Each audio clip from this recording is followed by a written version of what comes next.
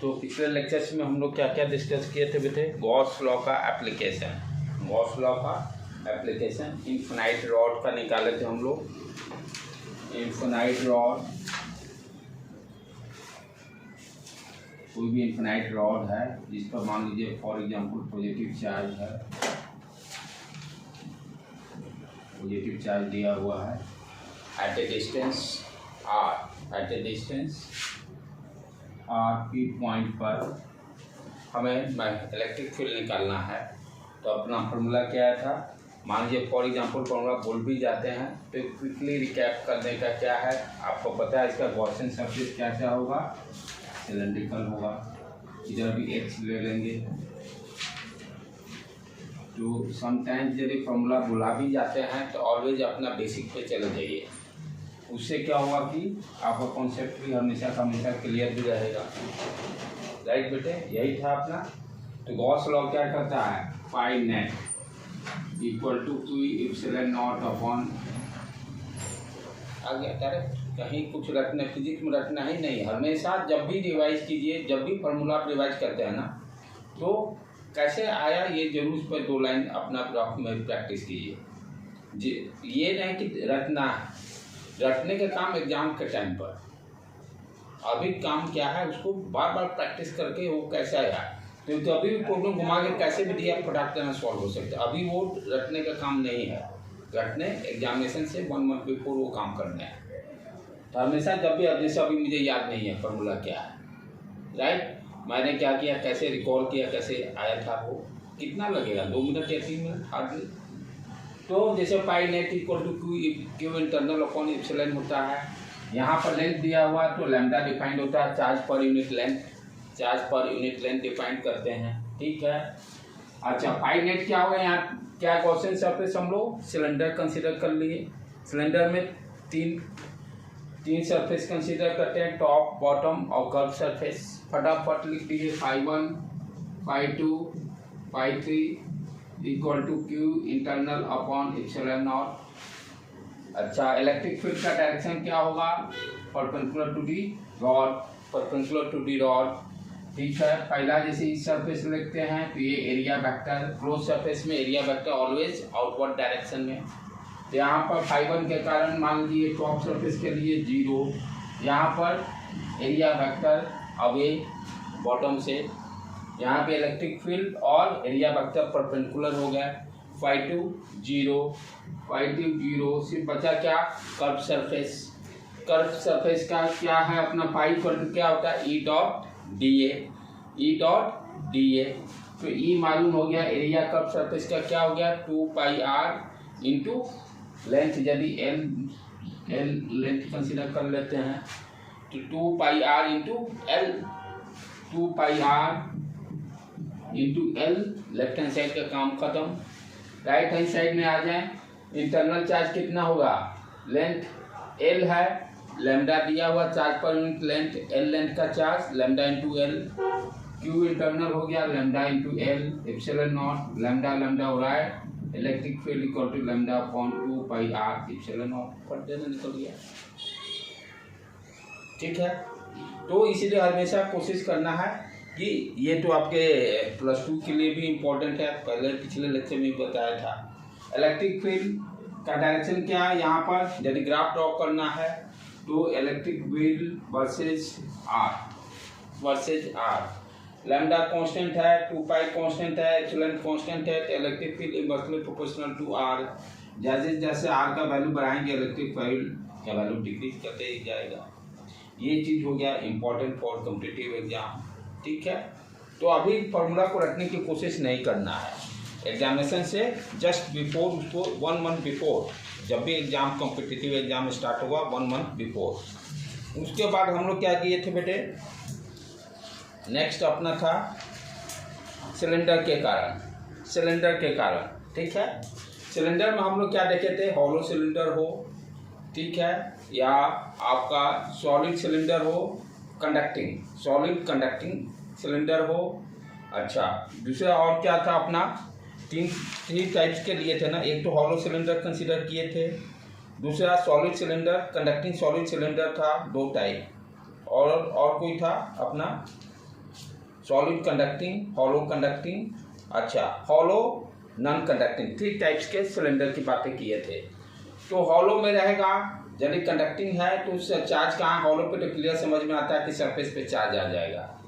फिर conducting solid भी लेते हैं, तो हम लोग ऑलरेडी बार बार इस कॉन्सेप्ट को देखे हैं। कोई भी कंडक्टिंग मटेरियल मतलब मेटल की बात करते हैं, मेटल में कभी भी चार्ज इलेक्ट्रिक फील्ड इनसाइड नहीं रहता है, क्योंकि चार्ज अंदर इलेक्ट्रोस्टैटिक कंडीशन में क्या होता है, वहाँ पर चार्ज इलेक्ट्रिक फील्ड के कारण मेटल में मूव करने लगता है। तो that's why inside the metal कभी भी इलेक्ट्रिक फील्ड नहीं रहेगा। जब इलेक्ट्रिक फील्ड नहीं रहेगा तो according to Gauss law electric field ही नहीं रहेगा तो चार्ज भी नहीं रहेगा इनसाइड द मेटल। तो चार्ज सारे के सारे कहाँ आ जाएंगे, सरफेस पे आ जाएंगे। ये पूरे इलेक्ट्रोस्टैटिक में एक कॉन्सेप्ट यूज होगा, मेटल या कंडक्टिंग, मेटल बोले या कंडक्टिंग बोले बात बराबर है। ऐसे मटेरियल में से जो भी सॉलिड यानी जो भी आपका शेप बना हुआ है इनसाइड में कभी भी चार्ज नहीं रहेगा, उसके सरफेस पे चार्ज आ जाएगा।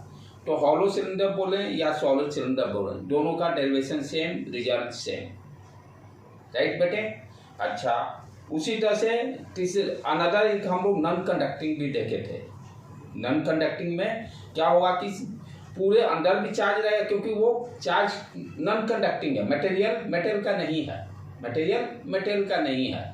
वी कैन से इंसुलेटर भी हो सकता है, डाइलेक्ट्रिक भी हो सकता है, राइट। तो इसके भी फॉर्मूला हम लोग डेराइव किए थे, राइट। उसमें क्या कॉन्सेप्ट अपना अपनाए थे, जैसे फॉर्मूला आपको कुछ नहीं याद है क्या है फॉर्मूला, जैसे इस केस में हम लोग किए, अपना हमेशा बेसिक पे जाइए,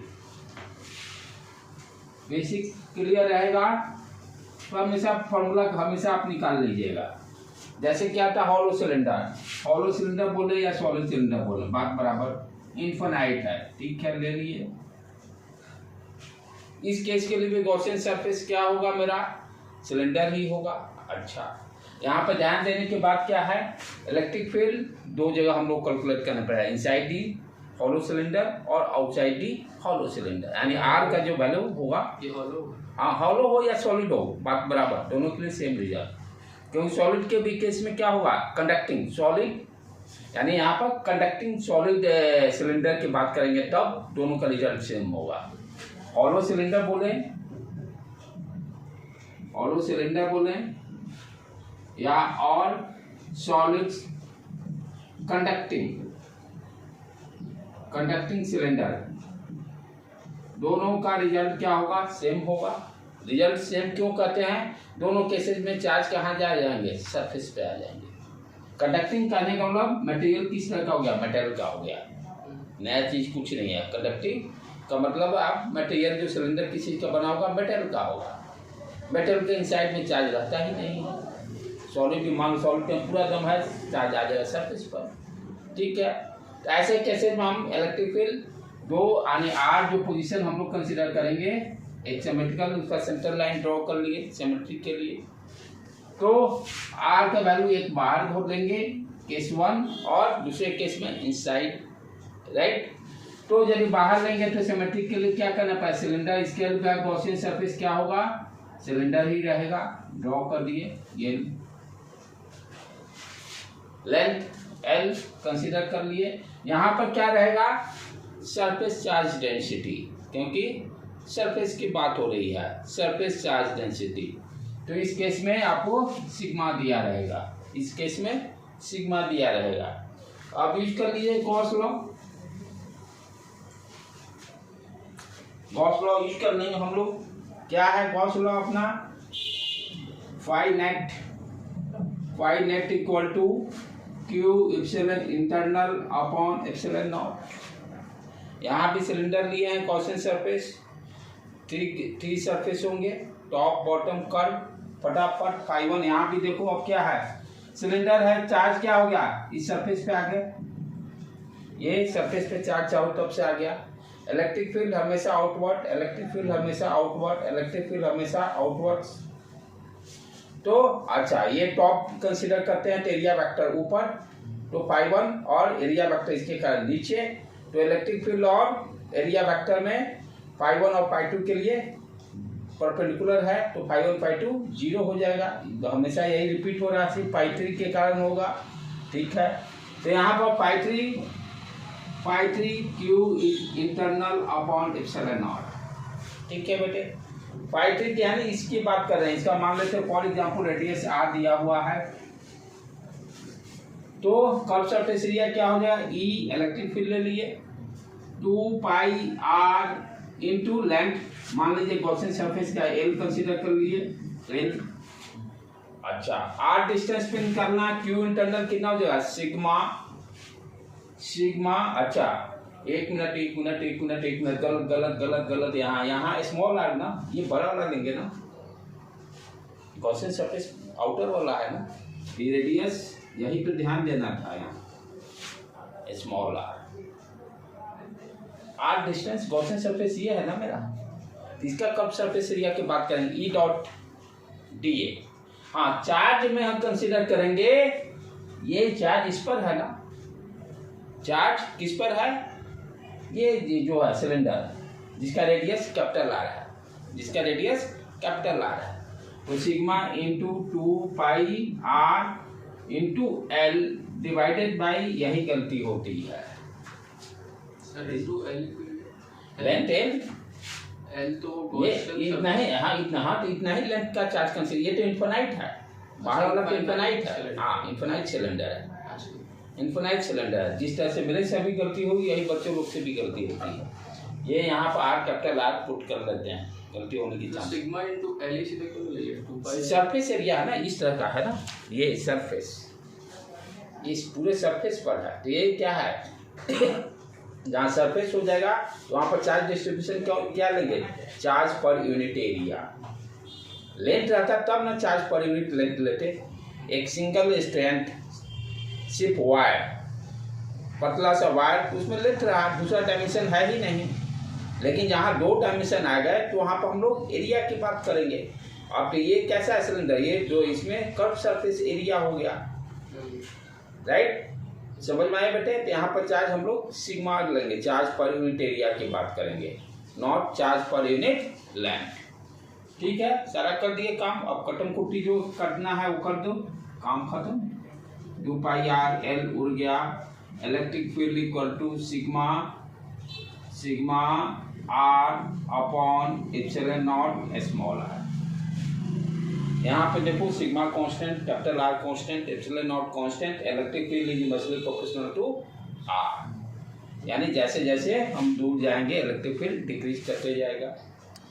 अच्छा, दूसरा केस, एक इनसाइड भी लेना है, इसको मिटा दो।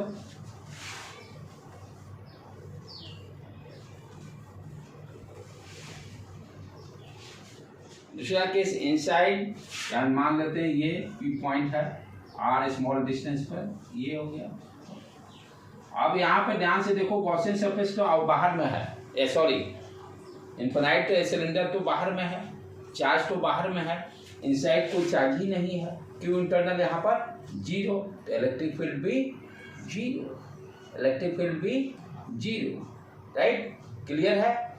तो ग्राफ किस तरह का हो जाएगा इस केस में, ये देखो epsilon small r up to r क्या हो गया, electric field 0, up to r electric field 0 at a capital R। If small r is equal to capital R रखूंगा तो सरफेस की बात करेंगे, इस सरफेस पर इलेक्ट्रिक फील्ड की बात करेंगे। तो स्मॉल r के जगह पर कैपिटल R रखेंगे तो ये R कट के सिग्मा अपॉन एप्सिलॉन नॉट आ जाएगा।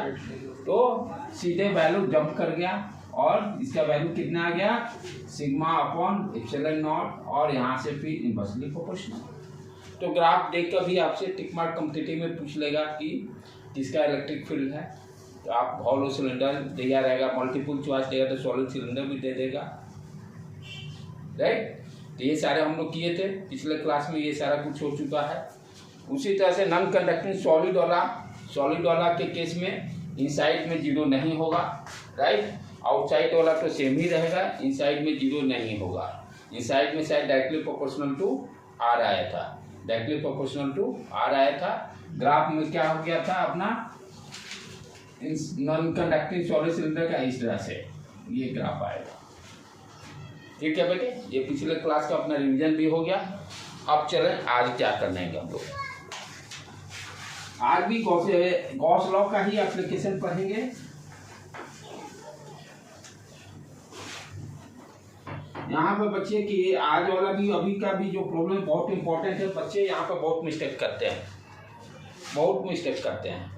70-80% मिस्टेक होता है यहाँ पर। और ये क्वेश्चन यहाँ 100% यहाँ से आने हैं, जेई नीट या आपके बोर्ड एग्जाम के लिए भी।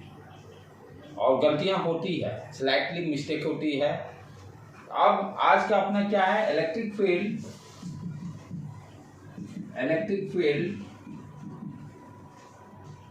ड्यू टू infinite sheet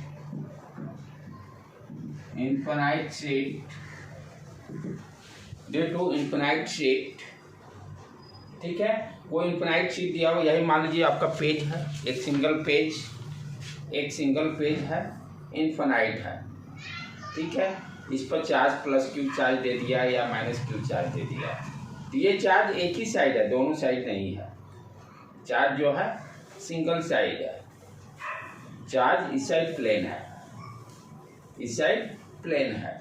ठीक है, तो ये थोड़ा सा कंफ्यूजन रहता है, यानी सिंगल लेयर ही है, चार्ज ओनली वन साइड की बात करते हैं हम लोग, नॉट बोथ साइड। और एट ए डिस्टेंस x हमें इलेक्ट्रिक फील्ड निकालना रहेगा, एट ए डिस्टेंस x हमें इलेक्ट्रिक फील्ड निकालना है। तो शीट कहने का मतलब इसी तरह का हो गया है। ये देखो, ये इन्फिनाइट शीट हो गया। ठीक है, ये इसमें ध्यान देने की बात है कि चार्ज एक ही साइड रहेगा, नॉट बोथ साइड। चार्ज एक ही साइड लेंगे, नॉट बोथ साइड।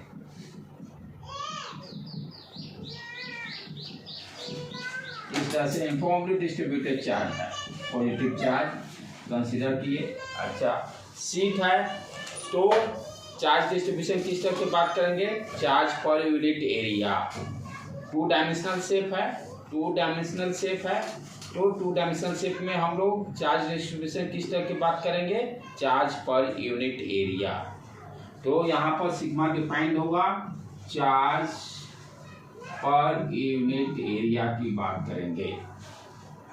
डायमेंशन से डिसाइड हो जाएगा कि कितने, जितने डायमेंशन उस हिसाब से चार्ज डिस्ट्रीब्यूशन लेंगे। Single dimension length per unit charge, 2 dimension charge पर यूनिट एरिया, 3 डायमेंशन, ये आप देखो ये सॉलिड यदि रहा, ये सॉलिड रहा तो 3 डायमेंशन, लेंथ ब्रेथ थिकनेस तीनों आ गए।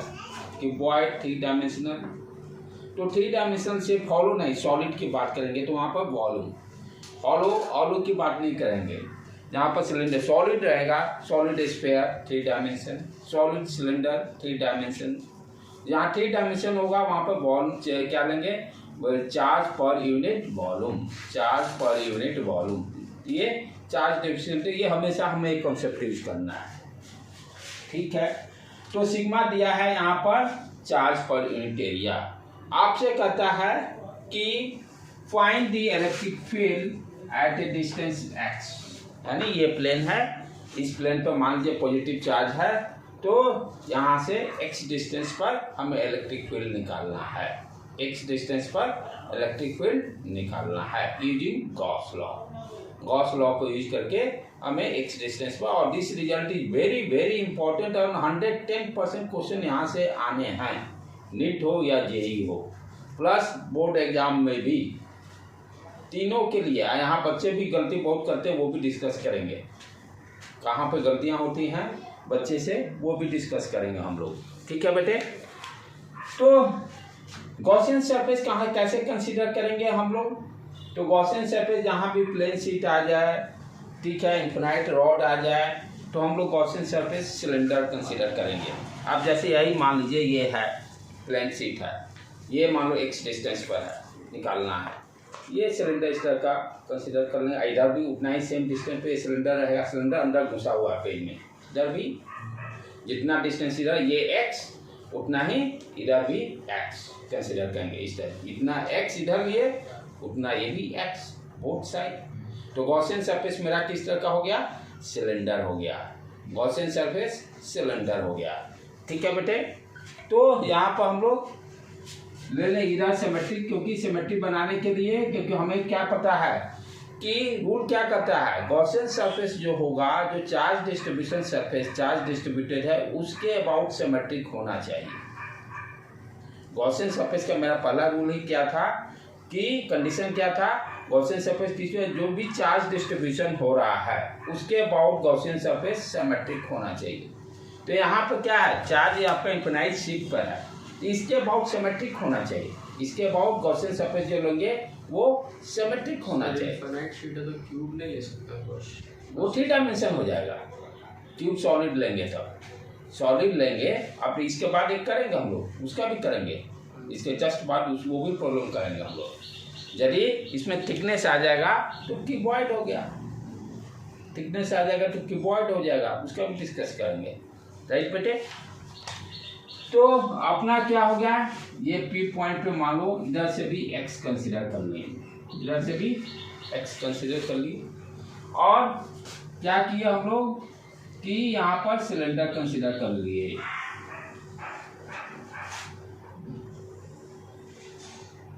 जिसका कि एरिया हम लोग रेडियस यहाँ नहीं कंसीडर करके cross section area A consider कर लिए।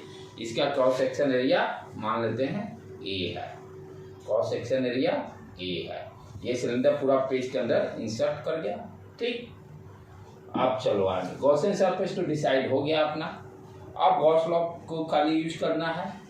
तो गॉस लॉ क्या कर रहा है भाई, pi net equal to Q internal upon epsilon not, q internal upon epsilon not. ठीक है, तो यहाँ पे अब क्या है, थ्री सरफेस हो गया, एक हो गया। ये ध्यान से देखो, इलेक्ट्रिक फील्ड क्या हो गया, ध्यान से देखे तो ये इलेक्ट्रिक फील्ड का डायरेक्शन,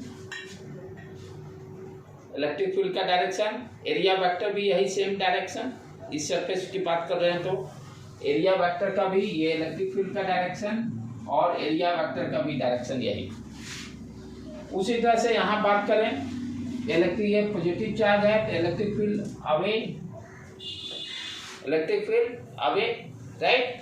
अच्छा, एरिया वेक्टर ये डायरेक्शन एरिया वेक्टर का भी, तो एरिया वेक्टर का डायरेक्शन ये हो गया अपना, ई और ए का डायरेक्शन क्लियर। और कर्व सरफेस के लिए एरिया वेक्टर का डायरेक्शन ये, जो यहाँ पर इलेक्ट्रिक फील्ड और ई दोनों परपेंडिकुलर होंगे, तो कर्व सरफेस के कारण यहाँ पर क्या हो गया, फ्लक्स जीरो। ये हो गया एरिया वेक्टर और ये इलेक्ट्रिक फील्ड का डायरेक्शन, दोनों परपेंडिकुलर होगा, तो कर्व सरफेस के कारण क्या होगा, फ्लक्स जीरो। कर्व सरफेस के कारण फ्लक्स जीरो, राइट। क्योंकि फॉर्मूला अपना क्या है, E dot A, E A cos theta, तो थीटा 90 डिग्री है तो कॉस 90 जीरो। कर्व सरफेस के कारण मेरा फ्लक्स जीरो हो गया। चलो अब लिखते हैं फाई 1, फाई 2, फाई 3 और Q internal upon epsilon not. तो फाई 1 देखें, ये यदि फाई 1 इसको कंसीडर करते हैं तो ई इंटू ए, इलेक्ट्रिक फील्ड ये, एरिया ए, तो कितना हो जाएगा फ्लक्स, ई इंटू ए। तो फाई 1 हो गया ई इंटू ए। सब प्रैक्टिकली सोचना है। यहाँ देखो इलेक्ट्रिक फील्ड का डायरेक्शन यही, A1 एरिया वेक्टर का भी डायरेक्शन यही, दोनों का सेम डायरेक्शन, थीटा 0 डिग्री, तो E A cos theta, theta 0 cos 0 1, cos 0 1। तो दूसरे कारण भी ई इंटू ए ले लिए, फाई 3 0, फाई 3 0, ठीक है। और इक्वल टू 1/एप्सिलॉन ऑफ क्यू इंटरनल की बात करें, पेज पे जो घुसेगा प्लेन शीट पे यही ना सरफेस एरिया रहेगा, ठीक है। कितना दिया हुआ, सिग्मा, तो सिग्मा इंटू ए, चार्ज कितना हो गया, क्यू इंटरनल, ये इंटरनली इंसर्ट किया तो यही सरफेस एरिया, यही चार्ज कंसीडर करेंगे, ए क्रॉस सेक्शन एरिया, ए इंटू सिग्मा, ए इंटू सिग्मा, तो क्यू इंटरनल मिला कितना हो गया, ए इंटू सिग्मा। ठीक है बेटे, क्लियर। किसी को कोई डाउट जल्दी पूछ ले, किसी को डाउट आ रहा है तुरंत पूछ लो।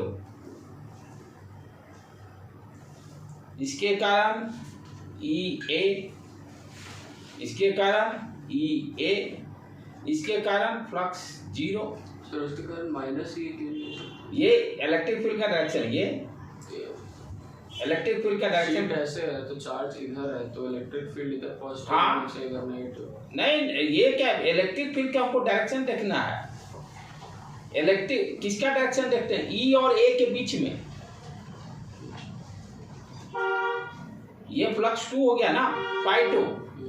तो हमें एंगल किसके बीच के लेना है? इलेक्ट्रिक फील्ड और एरिया वेक्टर का डायरेक्शन ये, इलेक्ट्रिक फील्ड का डायरेक्शन ये। थीटा कितना हो गया? 0 डिग्री, cos 0 अच्छा 1। 180 होता तो माइनस होता। हाँ, तब माइनस होता है। ठीक है, तो हमेशा ये ध्यान देना है कि एरिया वेक्टर और इलेक्ट्रिक फील्ड के बीच के एंगल देखना है, राइट। अब इधर लेफ्ट हैंड साइड में क्या आ गया? 2EA A sigma upon epsilon not, area उड़ा दिए। इलेक्ट्रिक फील्ड इक्वल टू अपना फार्मूला आ गया sigma upon 2 epsilon not. This formula is very very important, very very important. Infinite charge के कारण अब इलेक्ट्रिक फील्ड कितना आया? Sigma upon 2 epsilon not. अब गलती क्या करते हैं बच्चे? सिग्मा अपॉन एप्सिलॉन नॉट याद रख लेते हैं। किसके कारण याद रखते हैं वो भी डिस्कस करेंगे। क्यों सिग्मा अपॉन एप्सिलॉन नॉट उनके दिमाग पर चढ़ा रहता है उसको भी डिस्कस करेंगे। वो होती है मिस्टेक, लेकिन किसके कारण हो रही है वो भी समझना जरूरी है। तो यहाँ पर इलेक्ट्रिक फील्ड का फॉर्मूला क्या आ गया? Sigma upon 2 epsilon. तो यहाँ से क्वेश्चन कोई रोक ही नहीं सकता है इस फॉर्मूला पर। मेंस का हो या नेट का हो, आपका कोई रोक ही नहीं सकता है, चाहे बोर्ड का एग्जाम हो। एक क्वेश्चन इस फॉर्मूला पर आने हैं, ठीक है। इस फॉर्मूला की खासियत देखो क्या है कि ये इलेक्ट्रिक फील्ड एक्स पर डिपेंड नहीं कर रहा है, इंडिपेंडेंट है। एक्स कितना भी लीजिए, इलेक्ट्रिक फील्ड कांस्टेंट है, सिग्मा कांस्टेंट है, एप्सिलॉन नॉट कांस्टेंट है। तो this electric field value does not depend upon x. कितना दूरी ले जाइए, यहाँ रखिए एक्स, यहाँ रखिए, यहाँ रखिए, सब जगह इलेक्ट्रिक फील्ड सेम। क्योंकि फॉर्मूला क्या है? E equal to sigma upon 2 epsilon naught. Electric field does not depend upon the x. कहीं भी रहे इलेक्ट्रिक फील्ड कांस्टेंट रहेगा। इन्फिनिटी पे पॉइंट ले जाइए, यहाँ रखिए x, यहाँ रखिए, यहाँ रखिए, यहाँ रखिए, सब जगह इलेक्ट्रिक फील्ड क्या है? कांस्टेंट है। Everywhere electric field is constant. तो this result is very very important. इस पॉइंट को समझना बहुत जरूरी है कि कोई भी प्लेन शीट है, किसी भी पॉइंट पे आपसे पूछता है तो आप क्या कहोगे? पर वो पॉइंट, ये चीज ध्यान देना है। इलेक्ट्रिक फील्ड जो है किसी भी, यहाँ पूछे एक्स, यहाँ पूछे, यहाँ पूछे, यहाँ पूछे, यहाँ पूछे, कहीं पूछे, सब जगह तो इन्फॉर्म है, एवरीवेयर। क्योंकि charge is uniformly distributed, charge is uniformly distributed. तो कहीं भी हम इलेक्ट्रिक फील्ड निकाले, यहाँ निकाले, यहाँ निकाले, यहाँ निकाले, यहाँ निकाले, यहाँ निकाले, कहीं भी निकाले, सब जगह सेम। और वो वैल्यू क्या है? Sigma upon 2 epsilon not. Clear? Okay, done. चलो अब गलतियां क्या होती है वो चीजें अब देखें, किसके कारण बच्चे को यहाँ पे गलतियां करते हैं। मिटा दूं इसको बेटे? हो गया? चलो, तो यहाँ पर फॉर्मूला इन्फिनाइट शिफ्ट के कारण आया सिग्मा अपॉन 2 एप्सिलॉन नॉट। अब बच्चे याद किए रहते हैं सिग्मा अपॉन एप्सिलॉन। क्यों याद कर लेते हैं? क्योंकि दिमाग में ये मिस्टेक आ रहा है। क्या पढ़े हुए रहते हैं जिसके कारण की गलतियां हो रही है। अच्छे लोग टीचर से भी होती है, सिर्फ क्योंकि वो जगह याद नहीं रहता है कि कहाँ पर सिग्मा अपॉन एप्सिलॉन नॉट आया था रिजल्ट, राइट। उस चीज को हम लोग डिस्कस कर रहे हैं बेटे। जैसे अब क्या कर रहे हैं कि एक शीट लिए, इन्फिनाइट शीट,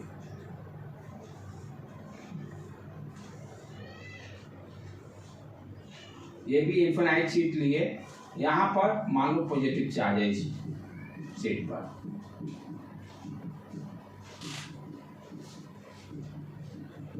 ठीक। एक दूसरा शीट लिए, यानी इस तरह से क्या है, एक शीट लिए, इस पर पॉजिटिव चार्ज है।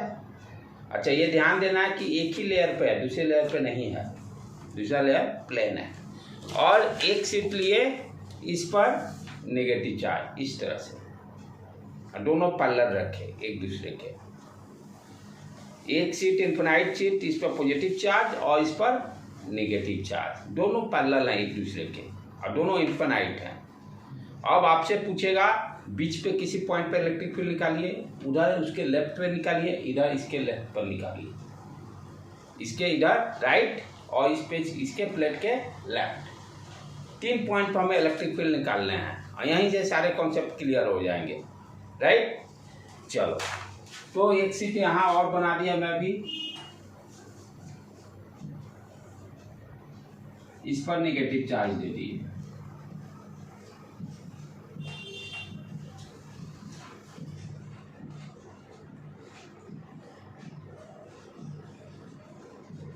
ये भी इन्फिनाइट शीट है, दोनों के बीच में मान लेते हैं सेपरेशन डी भी है, दोनों के बीच में सेपरेशन डी कंसीडर कर लेते हैं। ठीक है, एक लाइन कंसीडर कीजिए जहाँ पर हमें इलेक्ट्रिक फील्ड निकालना है। इस लाइन पर एक पॉइंट हम इनसाइड ले लिए ए, एक इधर का पॉइंट ले लिए बी और एक इधर का पॉइंट सी ले लिए। ठीक है, ये मान लेते हैं मिडिल में ले लेते हैं, कहीं भी ले लो, कोई अंतर रिजल्ट, क्योंकि हमने क्या देखा E = σ/2 ε0, डिस्टेंस से कोई लेना ही देना नहीं है, कहीं भी ले इलेक्ट्रिक फील्ड तो सेम ही रहेगा, राइट। तो डिस्टेंस पे डिपेंड ही नहीं कर रहा है। ठीक, चलें अब 1 बाय 1 चीज़ को अंडरस्टैंड करें। मिडिल में यदि कोई पॉइंट कहीं भी रहता है तो नेट इलेक्ट्रिक फील्ड क्या होगा दोनों प्लेट के कारण, एक पर पॉजिटिव चार्ज है, एक पर नेगेटिव चार्ज है। पहले हम लोग क्या देखना होगा, इलेक्ट्रिक फील्ड का direction, what is the direction of the electric field. अब देखो पॉजिटिव प्लेट के कारण डायरेक्शन क्या होगा, इसको 1 मान लेते हैं, इसको 2, E1 का डायरेक्शन यही, इस पर पॉजिटिव चार्ज है तो इलेक्ट्रिक फील्ड यही डायरेक्शन में रहेगा, कोई दिक्कत नहीं E1 का। ठीक है, और दूसरा नेगेटिव है, ये नेगेटिव है, इसके इनवर्ट जाएगा, 2 के कारण इलेक्ट्रिक फील्ड का direction invert invert invert invert, और E1 के कारण आउटवर्ड आउटवर्ड आउटवर्ड आउटवर्ड। तो इसके कारण भी क्या हो गया, देखिए तो दोनों का डायरेक्शन ये इनवर्ड हो गया, E2, दोनों का डायरेक्शन देखो तो सेम ही है और दोनों का वैल्यू सेम, क्योंकि नेगेटिव चार्ज सिर्फ क्या स्पेसिफाई किया, डायरेक्शन, वैल्यू तो सेम ही रहेगा। नेगेटिव चार्ज सिर्फ क्या स्पेसिफाई किया, इलेक्ट्रिक फील्ड का direction towards the plane. Positive charge क्या स्पेसिफाई करा, only direction, but value is same, σ/2 ε0 वो चीज थोड़ा होगा, राइट बेटे। तो हम क्या देख रहे हैं, दोनों यदि इनसाइड में बीच में किसी भी पॉइंट पर नेट इलेक्ट्रिक फील्ड निकालना रहे E नेट, तो हम क्या लिखेंगे, E1 + E2, कोई दिक्कत है यहाँ, दोनों का डायरेक्शन सेम, दोनों का वैल्यू भी सेम, और वैल्यू क्या है अभी निकाले ना, प्लेन शीट के कारण, इन्फिनाइट प्लेन शीट के कारण इलेक्ट्रिक फील्ड σ/2 ε0, दूसरे के कारण भी σ/2 ε0। अब दोनों को ऐड कर दो तो बेटे देखो तो क्या आ रहा है, 2 सिग्मा, ये कट गया, ये वाला बच्चे याद रखे रहते हैं रिजल्ट, σ/ε0, σ/ε0 यही याद रहता है, यही गलती होती है 99%। σ/ε0 कब होता है, जब 2 प्लेट जिस पर अपोजिट चार्जेज रहें, इनफिनाइट रहेंगे और उसके मिडिल किसी पॉइंट पर निकालना रहेगा इलेक्ट्रिक फील्ड, तो वैल्यू क्या आएगा, σ/ε। यहाँ 99 इसी कारण गलतियाँ होती है 99%। शीट अगर इनफाइनाइट नहीं होगी, फाइनाइट हो, फाइनाइट का केस ही अलग हो गया, तब तो लंबा प्रोसेस अपना हो गया, तब तो लंबा प्रोसेस हो गया।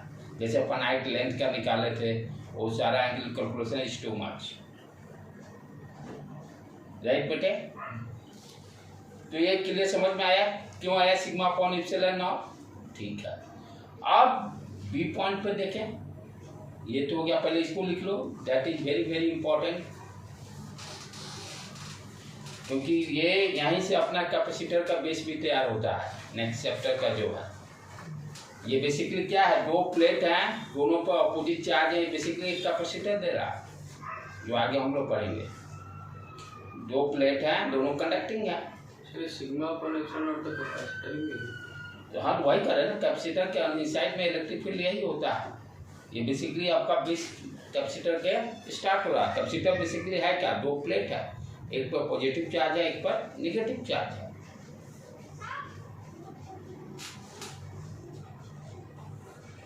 तो ये ध्यान देना है कि बहुत गलतियां होती हैं, जो बच्चे थोड़ा सा सावधानी नहीं बरतेंगे फटाक डना मारते हैं sigma upon epsilon not infinite charge sheet के कारण।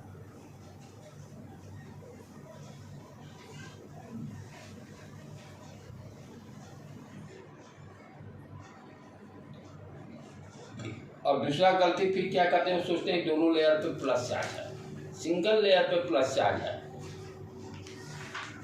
सिंगल लेयर पे प्लस चार्ज है।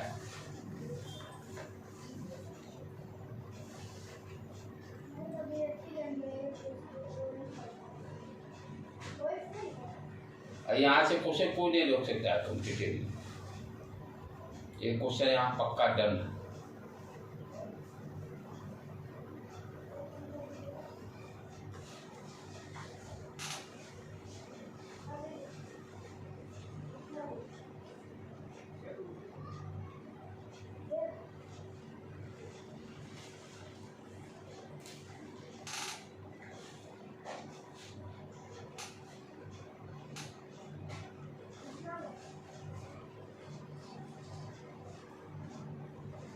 ठीक है बेटे, अब बी पॉइंट पे देखें, बी पॉइंट पे क्या हो रहा है, समझा दिया जाए जो कैलकुलेशन किए।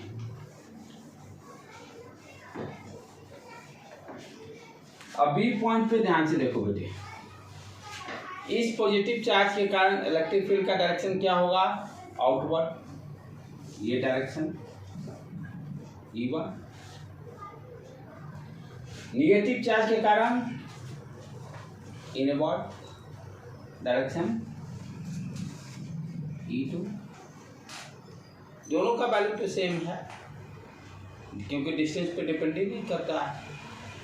इनफिनाइट शीट के कारण इलेक्ट्रिक फील्ड यहाँ भी क्या होगा, इसके कारण भी सिग्मा अपॉन 2 एप्सिलॉन नॉट, इसके कारण भी sigma upon 2 epsilon not. Direction दे दिए हैं तो हमको निगेटिव चार्ज का कोई लेना देना नहीं है। डायरेक्शन चार्ज क्या, पॉजिटिव चार्ज निगेटिव चार्ज सिर्फ डायरेक्शन देता है,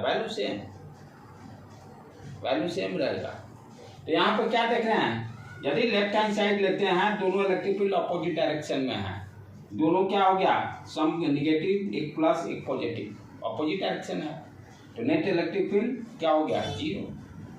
ई नेट क्या हो गया, sigma upon 2 epsilon not minus sigma upon 2 epsilon not, that will be zero. एक देखो इस डायरेक्शन में है, किसी एक को पॉजिटिव माना हो तो दूसरा नेगेटिव। तो शीट 1 के लेफ्ट हैंड साइड किसी पॉइंट पर इलेक्ट्रिक फील्ड क्या होगा, जीरो, इलेक्ट्रिक फील्ड जीरो। इस साइड भी हम ध्यान से देखें, इस साइड भी ध्यान से देखें। चलो ये पॉजिटिव प्लेट है, पॉजिटिव प्लेट के कारण direction E1, negative towards the plane, ये डायरेक्शन E2।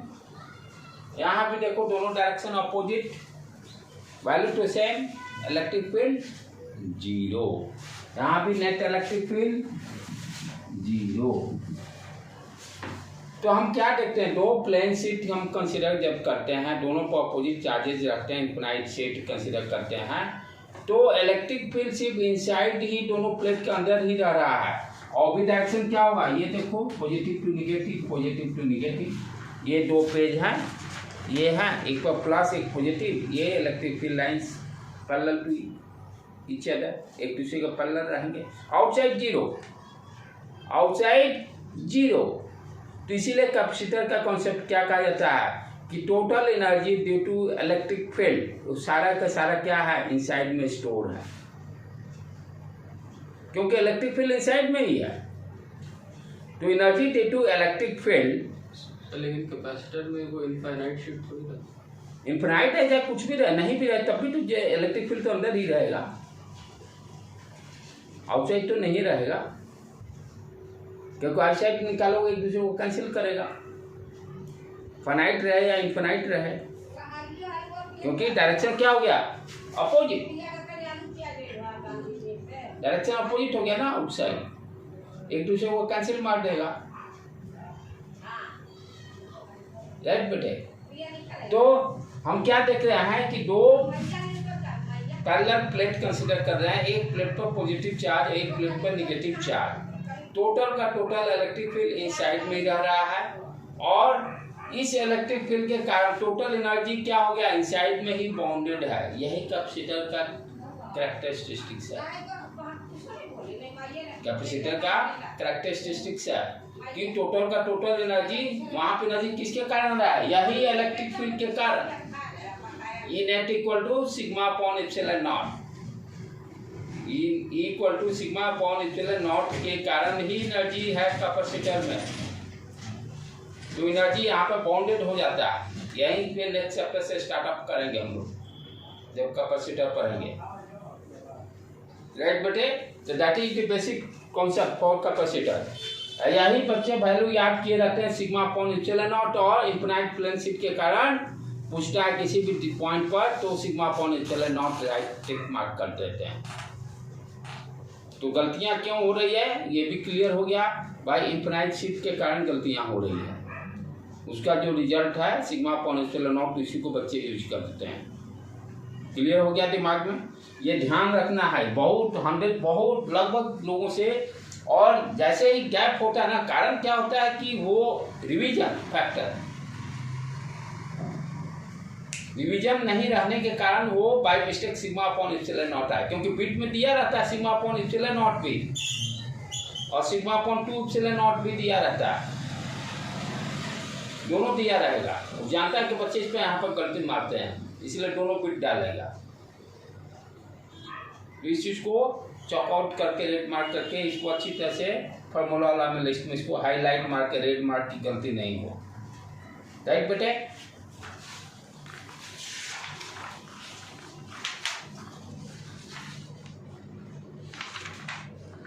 ब्रेक करके करते हैं 5 मिनट फिर।